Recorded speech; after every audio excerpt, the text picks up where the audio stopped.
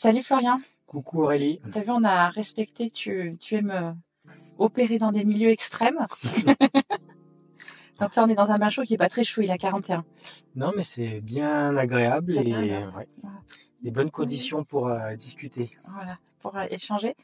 Donc le milieu de la naturopathie se déchire actuellement pour savoir si oui ou non il faut petit-déj salé ou sucré. Mhm.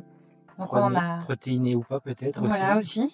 Bon, on en a pas mal rigolé. On se moque pas du tout de ce qui se des conseils donnés, mais on en a pas mal rigolé, on a pas mal parlé. Et en fait, tu nous as fait découvrir ta routine du matin, Mhm. qui n'est pas dans l'assiette, mais qui est bien dans le corps. Et est-ce que tu pourrais nous en parler un petit peu Disons que j'étais habitué justement au petit déjeuner protéiné, enfin surtout avec beaucoup de sucre quand j'étais enfant et même jeune adulte.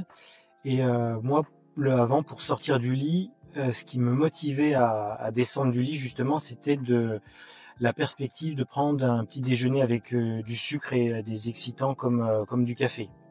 Et sinon, en fait, j'étais dans un tel état d'endormissement et de mal-être, finalement, que c'était ça qui me donnait la motivation de sortir du lit. Moi, je me sentais pas bien au réveil avant. Et puis, progressivement, en changeant mes habitudes alimentaires, j'ai observé que, en fait, souvent, le matin, j'avais pas faim. Mais j'ai quand même cherché des moyens d'optimiser le bien-être, l'énergie au réveil. Parce qu'au final, c'est ce qu'on cherche à travers le petit déjeuner, c'est à passer de l'état de veille, de sommeil à l'état de veille, euh, en trouvant de l'énergie, l'envie, la motivation de partir faire sa journée, de la démarrer. Et ce qui est intéressant d'observer, c'est que notre premier aliment, c'est l'oxygène, puisqu'on en consomme à peu près 15 kilos par jour. Et moi, un de mes rituels préférés, c'est le matin, alors que je suis encore au lit, c'est de faire des cycles de respiration, notamment les respirations Wim Hof, parce que ça apporte beaucoup d'énergie au corps, ça réveille, ça met dans un état de bien-être méditatif aussi. C'est un bon moment, je trouve, pour poser des intentions sur la journée. Donc ça m'apporte déjà de la nourriture en soi, ces respirations. Et ensuite, pour continuer d'opérer ce réveil du corps, j'aime bien faire le brossage à sec de la peau. Ça permet au sang et à la lymphe de mieux circuler. D'enchaîner avec... Attends, on va laisser un peu de suspense. J'ai deux, trois questions avant. Ça fait longtemps que tu as changé ce rituel-là ça fait... Ou ça fait longtemps que tu as mis en place les respirations, par exemple Ça fait 10 ans à peu près. Ouais. Ah oui, ça fait donc Ouais. tous les matins, quoi qu'il arrive, qu'il vente, qu'il pleuve, qu'il neige. Tous les matins. Et en général, les gens qui découvrent ce type de respiration en apprécient les bienfaits. Souvent, on découvre ça dans le cadre d'un stage. Mais elles trouvent, les personnes, que c'est difficile de refaire ça à la maison parce que le matin, justement, on est dans cet état un peu d'endormissement où on se sent pas toujours très bien parce que justement, il y a les phénomènes de détox qui sont les plus forts le matin puisqu'on a fini de digérer au cours de la nuit et donc le corps rentre en mode détox avec ses effets désagréables. Et donc les personnes en général ont du mal à sortir de cette torpeur pour se mettre à faire des respirations. Et moi, j'ai observé que les premières années où je voulais faire ces respirations le matin parce qu'elles m'apportaient du bien, c'était pas facile de trouver la motivation. Et la petite astuce que je me donnais pour arriver à dépasser cette inertie, c'était de me dire, je fais 10 respirations, les grandes inspirations que tu as filmées tout à l'heure. Et si au bout de la 10e, c'est toujours désagréable, il faut toujours autant que je me motive pour les faire, à ce moment-là, j'arrête. Et puis ce que j'observais, c'est qu'au bout de la 10e, je commençais déjà de rentrer dans un cercle vertueux qui faisait que je ressentais déjà les premiers bienfaits de l'hyperventilation et qu'après, je me rendais compte que c'était assez facile de faire mes 3 cycles ou 4 cycles de respiration Wim Hof, ce qui représente à peu près 15 minutes le matin. Voilà, c'est que donc tu te réveilles, tu fais ces respirations-là, en sachant qu'en 10 ans, on est d'accord, toi tu t'es appuyé sur un outil conçu par Wim Hof, et après tu te l'es approprié. Nous, ce qu'on mettra sous la vidéo, on mettra en lien, tu sais, il y a Il y a 2 applis sur téléphone qui sont vachement bien pour accompagner. Là, tu le fais sans accompagnement. C'est ça, sans musique, seul, ouais. Mais il y a 2 applis. Donc, il y a l'appli de Wim Hof, où il y a plein de respirations qui sont libres d'accès. Et il y a aussi une autre appli qui s'appelle Respire Relax, qui est quand même assez intéressante parce que tout ce que tu vas nous expliquer pour le matin, que toi, tu fais pour faire monter cette énergie et partir, tu vois, tranquille pour ta journée, on peut aussi le faire dans le sens inverse. On peut aussi se créer des rituels du soir. Carrément. Voilà, suivant qu'on soit du matin ou du soir. Toi, j'ai l'impression que tu es plus du matin, là, t'avoir observé cette semaine. Ouais, c'est surtout le matin où c'est lié à mon passé. Moi, c'était le matin où il y avait la plus grande épreuve, se mettre en route pour la journée, quoi. Donc, même si maintenant il y a une différence énorme par rapport à avant, pour moi, ça reste voilà le petit cap délicat à passer. Ouais. Et à propos de ces applications, j'ai moi-même sur ma chaîne YouTube mis des vidéos en ligne où on a juste à lancer la vidéo et on se laisse guider par ma voix pour faire ces respirations d'hyperventilation. Génial. Avec ou sans musique, il y a les 2 options. Ok. Donc ça, c'est la respiration. Donc après, comme tu disais, il y a le brossage à sec. Ouais. Ça, c'est pareil, c'est une habitude qui est venue en même temps que les respirations ou t'as fait un peu avant, un peu après? Ça, j'ai découvert plus tardivement quand j'ai découvert le milieu de la naturopathie, parce que pendant 5 ans, en fait, j'ai vraiment fait ça de manière isolée dans mon coin.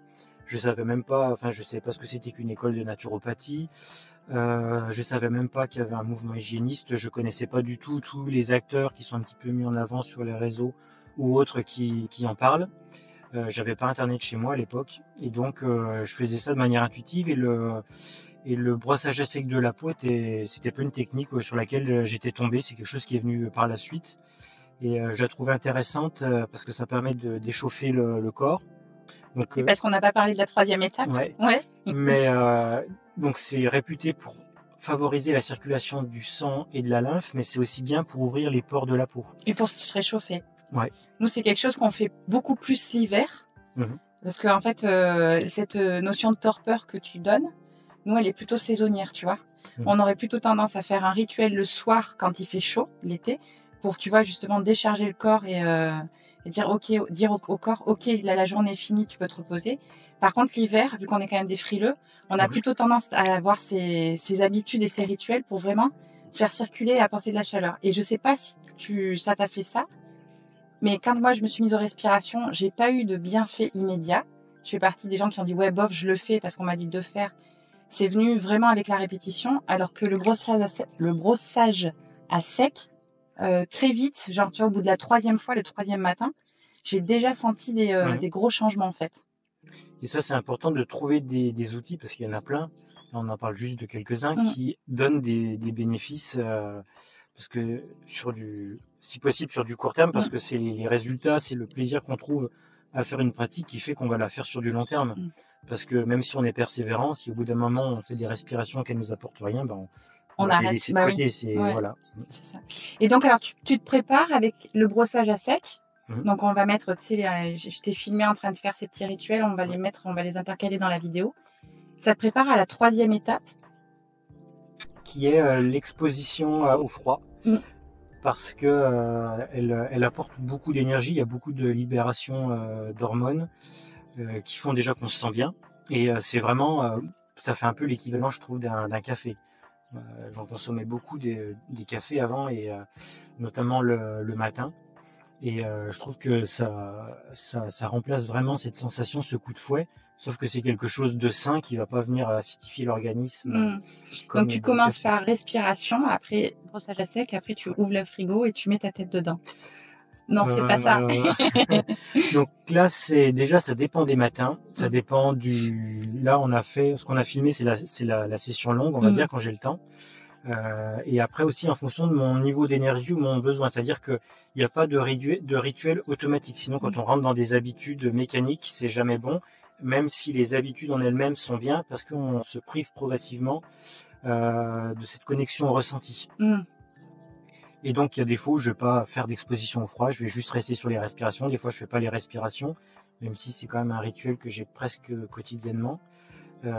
Et donc l'exposition au froid, ça va être soit un bain froid en fonction de là où je me trouve s'il y a possibilité, soit une douche froide. Mais dans les 2 cas, comme c'est le matin et que je fais ça pour me réveiller, je vais pas pousser l'organisme à rester longtemps, quoi. C'est-à-dire, c'est vraiment juste le plaisir, quoi. Ouais, tu vas chercher une sensation Ouais. qui est immédiate. Hein. Là, pour le Oui, coup, faut pas longtemps, hein. premier bain froid, tu as les changements. Hein. Ouais. Après, on avait des témoignages. Là, on a une amie qui s'est mis au bain froid. Et on lui a bien dit, tu vas doucement. Donc, elle a commencé par vraiment, même pas la douche au début. Hein. Elle a commencé par les bras, tu vois, dans l'eau froide tous les matins. Et après la douche et après donc dans sa piscine. Et elle a constaté, voilà, passage du premier hiver, rien à voir. Elle se couvre moins, des petits rhumes, mais pas des grosses angines comme elle pouvait avoir. Donc, il y a vraiment un effet qui est bénéfique. Tu conseilles l'eau à combien, toi? À partir de quelle température on peut parler de bain froid? Alors, est-ce que c'est une différence entre la température à l'extérieur et la température de l'eau? Ou ça n'a rien à voir, c'est la même température pour l'hiver et l'été? Psychologiquement, ça sera plus difficile quand il y a un grand écart entre la température extérieure et la température de l'eau. Mais pour moi, ce qui compte, c'est la température de l'eau avant tout, parce que la température de notre corps, elle est stable toute l'année. Et moi, d'après mon ressenti, je dirais que à partir de 10 degrés, on est vraiment dans un bain froid. En dessous de 10 degrés, je veux dire. De 10 degrés à 0, quoi. C'est ça. Et en plus, avec l'habitude, on sent chaque degré en dessous de 10 degrés. On sent vraiment une différence. Quand on est à 5 degrés, ça commence déjà d'être très froid. Mais quand on est à 3 degrés, c'est encore autre chose. Voilà. Donc on arrive après presque à savoir à 1 degré près quelle est la température de l'eau.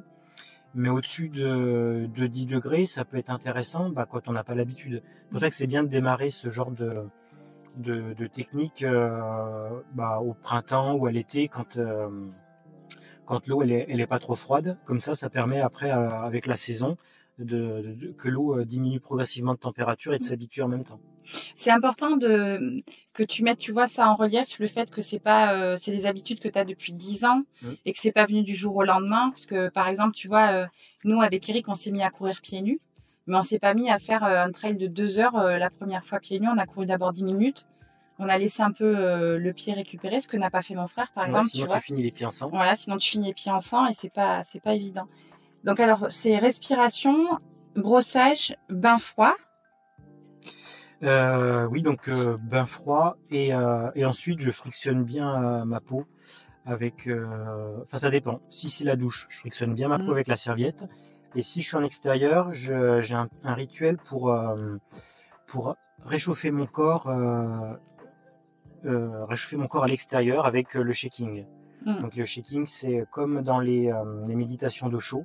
Donc on peut faire avec ou sans musique, une musique rythmée. Et donc le tremblement vient du bassin. Et l'idée, c'est de faire vibrer l'ensemble du corps à partir de ce mouvement du bassin. Donc au début, c'est pas forcément aisé de trouver le bon rythme. C'est pas facile. On a l'impression de ne pas y arriver. Et puis, si on persévère, au bout de quelques minutes, tout d'un coup, on commence à prendre le rythme, surtout si on se laisse aller sur la musique. Et ces vibrations, elles aident le sang et la lymphe à circuler. Et quand ça circule mieux, le corps se réchauffe plus facilement. Déjà, le simple fait de faire vibrer ses muscles, de les actionner, rien que ça aide à produire de la chaleur. Donc cette technique, je trouve qu'elle réchauffe bien.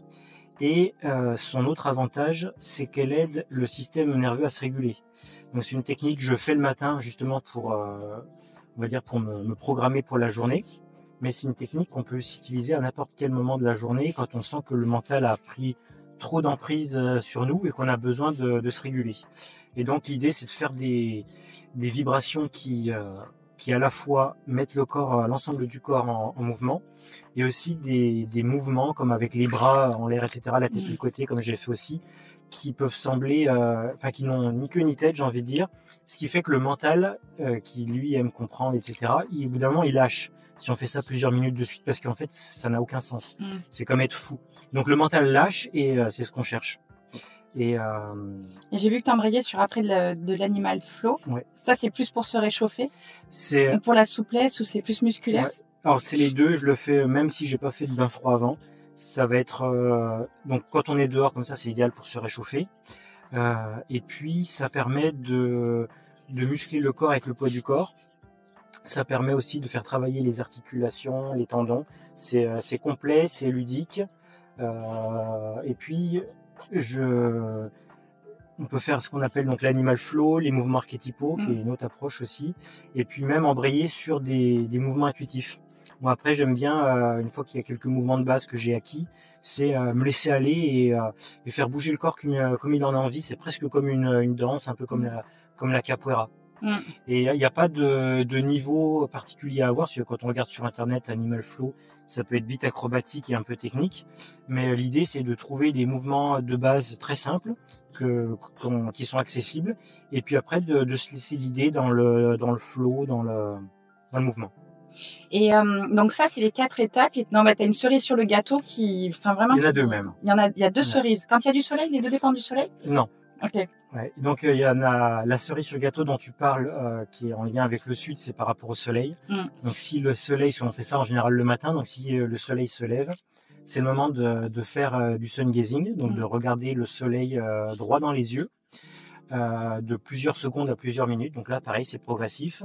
C'est comme les bains froids. Si jamais 10 degrés, c'est déjà trop froid, eh bien, on fait 15 degrés. L'idée, c'est pas d'atteindre une température. C'est comme le yoga. L'idée, c'est pas d'atteindre la souplesse d'un yogi. C'est juste d'être un peu plus souple que ce qu'on était auparavant. Ouais, ni rester 2 heures dans un bain froid jusqu'à ce qu'on vienne te chercher. Ouais, moi, je l'ai déjà fait. Ça m'a rien apporté. Mais voilà, on est d'accord. Et donc là, l'idée, c'est du sun gazing, c'est de regarder le soleil droit dans les yeux. Si c'est trop fort, on le fait les yeux fermés pour commencer. Et puis quand on commence de s'habituer, eh bien d'ouvrir les yeux, de le faire sur quelques secondes, puis d'aller jusqu'à quelques minutes, sans avoir peur de se faire mal aux yeux.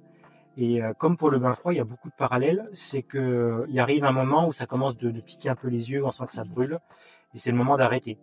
Mais l'idée, c'est de pas avoir peur, comme on l'entend trop souvent, que le soleil est dangereux pour les yeux. Parce que porter des lunettes de soleil, c'est vraiment une catastrophe.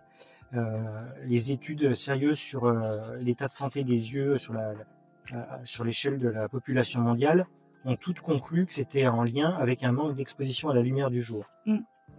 Et donc, si on se prive de suffisamment de lumière du jour, par exemple en restant trop souvent dans des pièces, et puis en plus si on sort dehors, qu'on met des lunettes de soleil, à ce moment-là, on n'est plus en lien avec cette lumière du jour, et ça, c'est délétère pour les yeux. Et cette difficulté qu'on peut avoir à être dehors sans lunettes de soleil, même si on regarde pas le soleil dans les yeux, c'est lié à une acidification de l'organisme, à un état inflammatoire. Donc l'idée, c'est pareil, c'est pas d'insister si c'est vraiment trop inconfortable et douloureux. L'idée, c'est surtout de débrancher cette peur que le soleil serait dangereux pour la peau, pour les yeux. L'excès, comme tout, est dangereux. Un bain froid, si tu y restes 2 heures, surtout si c'est les premières fois, tu vas tout simplement passer l'arme à gauche. Et si tu y restes quelques secondes sur un premier bain, tu vas en observer probablement des effets positifs sans prendre de risque. C'est vachement important là ce que tu dis. Nous, on le répète souvent, c'est que c'est pas la technique, tu vois, ou l'aliment qui est le poison, mais c'est vraiment la quantité. C'est si tu insistes en fait, qui peut être dangereuse. Moi, j'ai mis 2 ans à me passer des lunettes de soleil. Mais il y a eu des étapes, tu vois. Il y a eu d'abord des casquettes avec des rabats assez longs, et puis après, c'était pas toute la journée. Et c'était pas, le seul endroit où tu vois, je vais peut-être remettre des lunettes, c'est neige-soleil. Mais en 2 ans, bizarrement, alors moi je fais le rapprochement, mais je peux pas le prouver évidemment. Mais j'ai gagné 2 dioptries. Donc c'est pas négligeable quand tu portes des lunettes. Sachant que quasiment personne ne va observer ça en temps normal. Non. Donc même si c'est pas le retour à une vision parfaite, c'est quand même un phénomène remarquable. Et j'ai pu observer la même chose, puisqu'avant je portais des lunettes et maintenant j'en ai plus besoin, même si ma vue n'est pas revenue à 10 sur 10. Et moi qui aime bien pratiquer les choses de manière extrême pour justement voir les limites d'une pratique, je suis allé jusqu'à regarder le soleil droit dans les yeux, même le soleil en plein midi, quand il est haut dans le ciel. Et je peux le regarder quelques minutes sans obtenir de dommages. C'est-à-dire que j'arrête quand le ressenti me dit là, faut arrêter. Stop, ouais. Comme quand on est dans le froid, au début on est bien, etc. Si on respire, si on s'apaise. Et puis il y a un moment, il y a notre corps qui nous dit ah, là c'est le moment de rentrer. Donc si on s'écoute, tout se passe bien. Puis si on s'écoute pas, après on se sent mal. Donc c'est la même chose pour toute pratique, y compris pour le sun gazing. L'idée, c'est de se dire, tiens, là, je sors de ma zone de confort, mais je sens que c'est une expérience qui va être constructive. Et puis, arrive un moment, là, je vais un peu trop loin, c'est le moment d'arrêter. Et tout le monde n'a pas accès à cette connexion au corps, j'ai envie de dire par défaut. Je pense qu'on l'a pas vraiment quand on est adulte, en tout cas, et qu'on démarre ces pratiques-là. C'est tout un chemin de rééducation, de réécoute de soi, qui fait que ça peut être assez facile d'en faire trop, d'en faire pas assez. Et je pense que pour trouver le juste milieu, il faut être passé par un peu ces deux étapes, quoi. Oui, et puis le en faire trop, c'est l'envie de faire partie, tu vois, d'une communauté qui fait, l'envie de se surpasser, mais voilà, laisser le corps se surpasser, des fois, c'est simplement rester au repos aussi. Donc je sais que, tu vois, par exemple, après les bains froids, on a vraiment un long temps de récupération. Et quand on a des amis qui disent, ouais, comment vous faites, c'est la première chose qu'on leur conseille, c'est ok, bien bain froid, ok, mais derrière, il faut vraiment un temps de récup qui est nécessaire et qui va faire que c'est bénéfique, en fait. Et tu parlais de 2 cerises sur le gâteau, j'en ai oublié un alors. Ouais, la dernière peut être faite à n'importe quel moment. C'est de faire une gratitude par rapport à toutes ces pratiques. Et la gratitude peut être faite aussi au moment où on regarde le soleil, puisque c'est la source de toute vie sur cette planète. Et donc avoir de la gratitude pour cette nouvelle journée que la vie que la vie offre à nous, pour ces pratiques auxquelles on a accès, qui nous font beaucoup de bien. Et puis poser des intentions par rapport à ce qu'on en souhaite dans la journée, être dans l'accueil, dans l'écoute, dans l'amour, la paix, la joie, ou fixer des objectifs plus pragmatiques, être concentré sur des objectifs aussi. Sur des objectifs plus particuliers, voilà. C'est chouette. Et puis en terminant dans la posture de la gratitude, c'est-à-dire les mains jointes vers la région du cœur. Et puis après la journée peut démarrer. Et le moment où je vais manger après, c'est le moment où, malgré ces pratiques-là, je ressens à nouveau une baisse d'énergie qui va s'installer. Quand j'ai un appel de la faim, je cède rarement au premier appel. J'attends quelques minutes, un quart d'heure, une demi-heure, voir si cet appel est bien confirmé. Parce que des fois, c'est juste un petit stress qui vient, un petit truc à faire qui peut être urgent, etc., qui n'a pas été programmé et qui vient nous stresser, nous donner envie de manger. Et donc c'est bien de prendre un petit peu de recul par rapport à ça et de dire j'ai entendu cet appel de la faim, parle à son corps. Vraiment c'est apprendre à communiquer avec son corps et lui dire j'ai entendu cet appel, mais je vais y répondre, mais j'attends encore un peu. Comme ça il est rassuré de savoir qu'on l'a entendu, qu'on a entendu cet appel et qu'on va y répondre. Simplement on donne un petit délai par rapport à ça. Et quand la faim se confirme, en général, je démarre ma journée, en tout cas alimentaire, avec un bon jus de légumes qui va à la fois m'hydrater et m'apporter plein de micronutriments et d'énergie. Génial. On est bien d'accord que là, c'est des outils que toi, tu as sélectionnés parce qu'ils te correspondent, mais il y en a plein d'autres. Il y en a plein d'autres. Et que rien ne vaut l'expérimentation personnelle. C'est ça. Par contre, toi, alors maintenant, tu fais jeûne et trek, c'est ça? Voilà. Mais je pense que Eric aura envie de faire, justement, pour parler du jeûne, une petite vidéo pour mettre aussi un petit peu les choses au point. Et là, tu m'as vraiment poussé à l'extrême parce que je n'en peux plus du bain chaud. Il fait 41. On commence, je commence à transpirer là, tu vois, et il y a tout qui se pose. Voilà. Je te remercie beaucoup. Merci à toi de m'avoir donné la parole et puis merci pour l'invitation. À bientôt.